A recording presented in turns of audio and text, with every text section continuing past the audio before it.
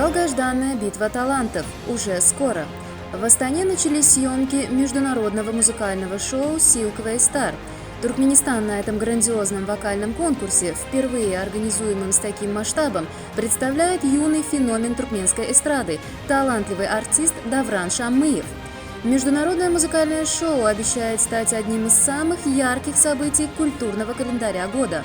Среди стран-участниц – Армения, Азербайджан, Грузия, Китай, Казахстан, Кыргызстан, Малайзия, Монголия, Таджикистан, Туркменистан, Узбекистан и Южная Корея. Туркменистанцы не сомневаются в успехе своего соотечественника, с нетерпением ждут начала конкурса и передают Доврану Шаммыеву слова поддержки.